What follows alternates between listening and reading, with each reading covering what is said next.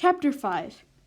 Nim stood in the doorway, looking out to sea one last time before the sun set, just in case Jack got home faster than he thought, because no matter how much she liked reading letters from Alex Rover, she liked to see Jack's sails even more. Through the shadows she could see not a boat, but a browny green dot floating in on the waves. "Chica's coming!" Nim shouted, but Silky and Fred had settled down for the night. Silky grumble-barked, but neither of them moved. In a few minutes, it would be completely dark. Nim pulled on her sweater and grabbed the flashlight. Its light shone pale in the dusk as she jumped down the rocks to Turtle Beach. Walking slowly on the cold night sand, she turned off the flashlight and waited. The turtle paddled steadily toward her, a hump of shell glooming dark in the gray waves, and heaved herself onto the sand. "Welcome home." Nim crept closer. "Welcome home, Chica." Chica was too busy to answer. She dragged her huge body up above the reach of the highest tide and started scooping out sand with her strong front flippers. It was hard, grunting work. Nim squatted beside her, watching quietly in the darkness and wiping away sand from the turtle's watery eyes, until the hole was just as deep and as wide as it needed to be. The scars scattered brightly and were mirrored in the sea. A fat crescent moon rose amongst them, and egg after round white egg rolled into the bottom of the nest.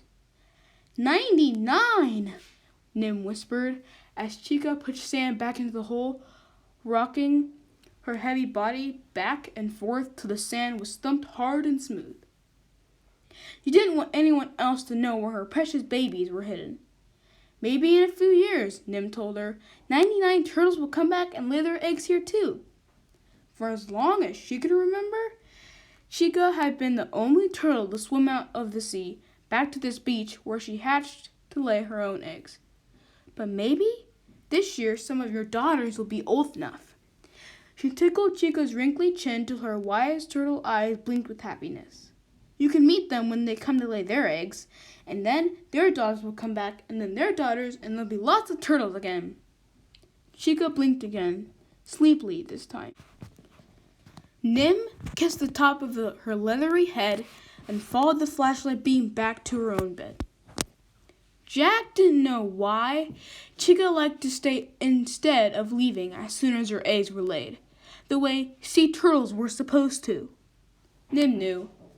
Chica liked visiting her friends. She showed it in the way she rubbed her throat across Fred's spiky back, let Silky sniff her nose, and let Nim tickle her chin. She showed it in the way she nodded and blinked as Nim wondered about the places she'd been and what she'd seen, and told her what they'd be doing, and about Jack's broken rudder and Alex Rover's letters. Chica wasn't cuddly, but she was a good listener. As the morning got hotter, they laid in the calm shallows of Turtle Beach. Chica was tired because she'd swum hundreds of kilometers and laid 99 eggs. Nim was tired because she stayed up so late watching Chica lay eggs. Silky was tired because she'd worried about Nim staying up so late. Fred wasn't tired, but he didn't mind being lazy if everyone else was. Just before sunset, Nim raced up to the vegetable garden to see what was ripe. She picked a lettuce and a tomato for salad and dug up a sweet potato to bake in a celebration bonfire, with fresh limpets from the rocks and coconut for dessert. To aka@incognito.net. From Jack Russo at explorer.net. Date Friday the 2nd April, 1825. Dear Alex Rover, I didn't check the coconut experiment today because last night Chica came onto Turtle Beach to lay her eggs, and she likes me to sit with her while she does it. Chica is a green turtle, and she likes Silky and Fred too, so we spent nearly the whole day with her. Jack will be home soon too, and you can check if I'm doing the experiment the right way. From Nim. P.S. Keyhole Cove is just like you described it. To Jack Russo at explorer.net.